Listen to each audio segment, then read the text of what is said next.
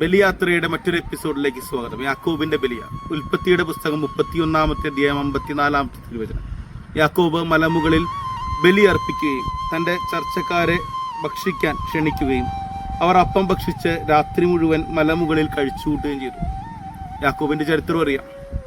അപ്പനെ പറ്റിച്ചവൻ അനുഗ്രഹം വന്നു. സ്വന്തം ചേട്ടനെ കടിഞ്ഞൂലാവകാശത്തിൽ പറ്റിച്ചു. പിന്നെ അവനൊരു ഒളിച്ചോട്ടമാണ്. അവന്റെ അമ്മായിയപ്പൻ അവനെ പറ്റിച്ചു.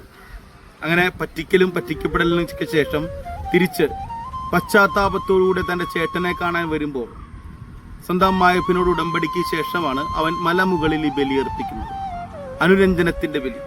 സ്വന്തം സഹോദരനോട് അനുരഞ്ജനപ്പെടാൻ അവൻ പോകുന്ന ബലിയിൽ അവൻ ബലി അർപ്പിച്ചു എന്ന് മാത്രമല്ല, അപ്പം ഭക്ഷിക്കാൻ മറ്റുള്ളവരെ ക്ഷണിച്ചു. ഒപ്പം അവൻ രാത്രി മുഴുവൻ അവിടെ കഴിഞ്ഞുകൂടി. ബലി അർപ്പിക്കുമ്പോൾ, അനുരഞ്ജനത്തിന്റെ ബലി അർപ്പിക്കുമ്പോൾ ദൈവത്തിന്റെ സാന്നിധ്യത്തിന്റെ കൂടെ കഴിഞ്ഞുകൂടാൻ യാക്കോബിനെ പോലെ നമുക്കും കഴിയട്ടെ. ദൈവം അനുഗ്രഹിക്കട്ടെ.